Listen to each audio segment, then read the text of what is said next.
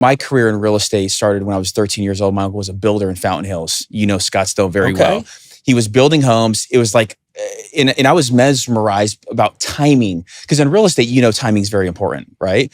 But I got into real estate and I was watching him build homes and I was like asking a bunch of questions, but I hit 17 years old and I realized I was like, hey, I want to buy my first house. I want to buy my first investment. And he looked at me and he's like, son, you don't have any money. Like you have no money in the account. And I'm like, oh shit, what do I do? And at the time he bought a little Cessna, which was a 4-passenger little 4 piston, like little prop, right? And he had always wanted to be a commercial airline pilot. And I had no idea. Like when I was growing up, I dropped out in 11th grade. I ended up going back and getting my diploma, but I was not the kid who people bet on to say you are going to be the most successful individual out of high school. Are you right? saying you weren't class valedictorian? I was not. I was me neither. So I get it. Well, because you and me are similar age. Like entrepreneurs back 20 years ago, that wasn't actually the popular word. That was like, you're a loser. I don't think I even heard of the word entrepreneur. That's right. But if you got called an entrepreneur, because that's what we really were, like I wasn't interested in school. I was interested in like making money and like, how do I get my first car and how do I get my first, like I was literally thinking about buying my first home when I was 16 and 17 years old. But I was faced with, you don't have any money. And so my uncle, I looked at him one day because he's like, hey, come flying with me, come flying with me, come flying with me. And I looked at him one day, I was like, man, I could actually get paid to do this. Like I'm working in factories. My first job was at Subway and Jiffy Lube. Like I did all the same things that everybody else does to try to get that paycheck to get your first car, to impress whoever, right? But then I got hooked into aviation. Like I got hooked into aviation so much where from the age of 17 to 20 years old, all I did was fly. That's it. I had no friends. I just flew airplanes actually at Williams Gateway. Which is, what's crazy about the story is this sounds like what my son is going to do.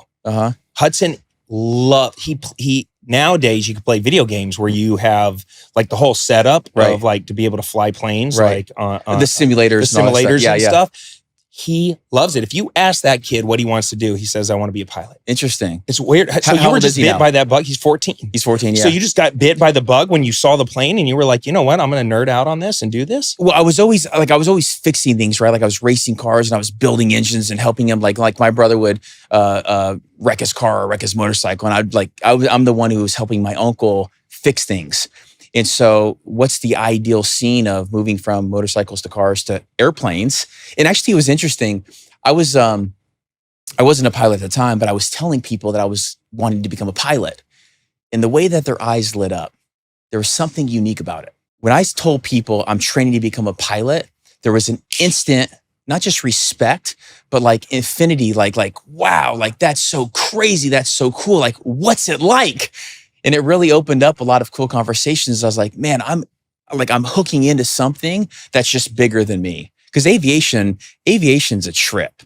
Like you think of communities, aviation, like you're surrounded by the best of the best. All these people do is train all day. Like they want to be the best. They want to be sharp. They want to, and then the owners of the airplanes, they want to be the best. They're sharp. Like, so there's different levels of the aviation game. I just knew when I got into it, it was a lot bigger than what I was thinking with at like 15, 16. Because I graduated high school when I was like 16, 17 years old. I was young for graduating. And so I needed to figure out what I wanted to do. Thank God I figured it out soon. I love that. My dad, so my mom passed away last year. Sorry to hear that. Cancer. Yeah.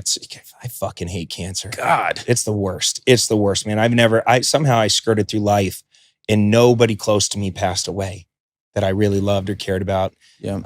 I just got lucky. Yeah. So I made it all the way to, in my 40s, and then all of a sudden your mom passes away of cancer and it really fucks your head up. Yep. And it almost it's such a big loss. Well, it's funny because, that last few years as she was like going downhill, you're kind of mentally bracing yourself for it because you know it's going to happen.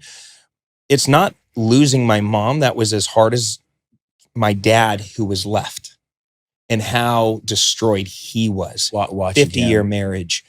That was his identity, taking care of her for the last, 7-8 years of her life and just being married. And all of a sudden now he's sitting there in like this despair. And we let it go on for a while, for about 9-10 months. Yep. And at some point it was like, you're kind of tapping him going, okay, Dad, what's next? What are we going to do here? What's like, next? what are we going to do? Like, how are you yeah. going to find excitement and joy in life again? And I asked him the question one day. I said, hey, what is it that mom would never let you do? And when I was a little kid, my dad had this thing called an ultralight. Okay. Do you know what an ultralight is? It's literally like a kit. Yeah. It's like tubes and wings. Yeah. And a little propeller. A little prop on the back. Yeah, and a little propeller, and it flies around, and it's scary, and it looks like it shouldn't be flying. It's a hog on skates, man. It's like a little kite with the prop. Yeah. And he had this. My mom hated it. And he goes, she never would let me be a pilot. And I said, you should get your pilot's license. My dad's in his late 70s. And he's like, I don't know. About a week later, he calls me up and he goes, I'm not going to get my pilot's license. I'm old. I don't think I'd qualify the FAA regulations. Sure. I'm on these medications the medicals and stuff. I don't think I'm going to do it. And I'm like, all right, cool. Well, when you're done being a little bitch, let me know, and we'll figure out what alternative medication you can get on so you can pass that shit. But until then, I don't know what else to tell you. Right. He hung up the phone. Next day, he called me. He said, all right, fuck it. I'm getting my pilot's license. Good for you. He's almost done. Nice. He's almost done right now. Right. He's doing the part where you finally fly by yourself and you have to like do touch and goes by yourself and stuff. Yep. So yeah, you do touch and goes, and then you do like a cross country, and then you come back and you got to do your written. Yeah, he's doing all that. And he actually had one incident where one of the flaps didn't work properly. Right. The lady kind of said, well, what are you going to do? The coach, the instructor. Yeah. And what are you going to do? And he had to think about it. And he was like, oh, I'm going to do this, this, this. She goes, that's the right call. Do it. Right. And he landed the plane back safely, even though there was some broken parts. And I didn't realize the hardest part about being a pilot is the communication. You're learning a whole new language of just trying to learn how everything communicates. Yeah. Well, and to that point though, too, like people don't realize to get your pilot license, it's like 40 hours. It's not that much. And when you go and get your pilot license, I'll never forget the day the instructor, because I'm still like, you guys got to think like I'm 18 years old. I'm like 17 and a half, 18 years old. I just got my driver's license. Now I'm getting a license to go and fly in the sky. I'm still wet behind the ears. The instructor, the examiner gives me my license. He says, here's your license to learn. And I thought about that for a second. I was like, man, I was so terrified. I had so much of this buildup of like, what happens when I get my license? Like, it's almost like, what happens when I get my first house? What happens, right? And so these things are so interrelatable, but I was like, it's so powerful. Like when the guy hands you, he's got like 20,000 hours. He's like, here's your license to learn. You know enough to be dangerous. If you follow the checklist, if you do what you're taught, if you're doing like all this stuff inside the parameters, you're going to be safe, but you got to go out and get all these experiences now. Yeah. And so I think a lot of people, they ask me like, well, hey, I want to become a pilot. It's only 40 hours. Go and do it. Even if you don't want to be like, I was a commercial airline pilot. I was a check airman. I have 10,000 hours. Not everybody has to go and do the route that Ryan Tseko did, but I encourage people, man, it's like, go and do those things that you're going to regret when you're dying. Like, I wish I would have become a pilot. I wish I would have got my scuba. I wish I would have got all these different things. And people just get so like paralyzed, thinking, oh, it's about the money. Oh, it's about the time. Oh, it's about my wife or whatever it is not allowing me to do it. It's like, God, we miss so many of these great opportunities to be great. And I told him too, I'm like, look, one of two things is going to happen. You're going to get your pilot's license and realize a childhood dream. Right. Or you're going to crash and die and see mom. That's right. So we're good either way, right? So we could get past this little pity party that you're throwing for yourself. Let's go. And that's exciting though. And the cool part, I said, what are you going to do once you get your license? And I like how you framed it. This is your license to learn. This is the beginning. This isn't the end. It's actually the beginning. And he goes, I think I'm going to get my helicopter pilot's license. So it's only X amount more hours. That's and I said, all right, I like the way you're thinking.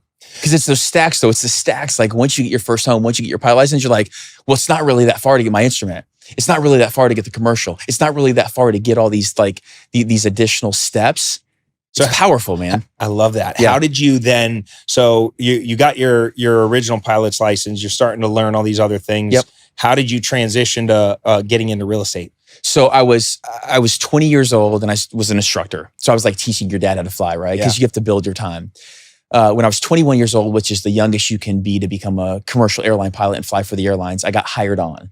And it was interesting because when I went and did all these different interviews with like 4 or 5 airlines, I didn't get hired by every one of them, but I got hired by 2 of them. Because it's like when you go through these puppy mills and you're like getting trained to become a commercial airline pilot, everybody was hiring, right? And it's a completely different market. Like now, you can literally go and get hired by anybody. They'll even pay for your training. That's because there's a shortage. Yeah. There's a shortage. Back then in 2003, 2004, there was not a shortage. You were grinding, you were fighting. I literally spent 140 grand to get my certificates, and I got paid 48 grand the first year I became a first officer. But I was flying a $40 million jet, and they paid 35 grand to train me on that jet. And so there's a trade-off there, right?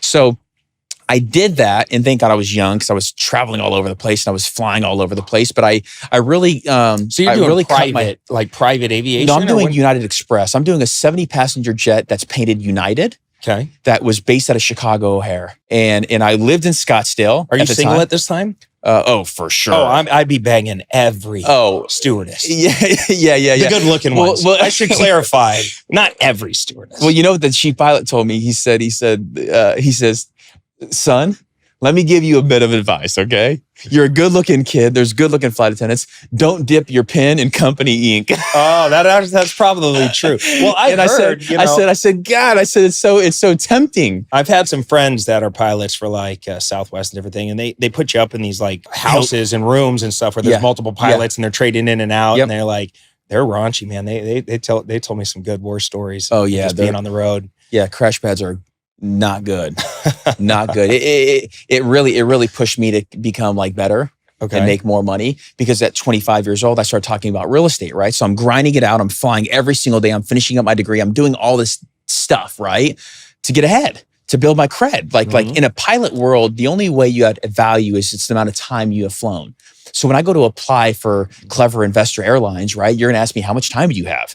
And I'm going to tell you, I've got about 10,000 hours. And you're going to be like, damn, that's a lot of hours. Most people have 2,000, 3,000. Your dad has 40, right? Yeah. So you can see, and it takes a long time, but in 10 years' time, I built up 10,000 hours. But at the age of 25, 2008, 2009 happened. And in Arizona, where I grew up, things were selling at 50% off and 40% off. And I went back and I literally bought my first crash pad, which I rented out to 4. There was 4 bedrooms. I rented out 3 to pilots and another guy, and I stayed in one room for free. So that was my house hacking, right? But then I realized I didn't want to live with people, and so I went and bought my first 4-plex. And that's really how I got reintroduced back into real estate,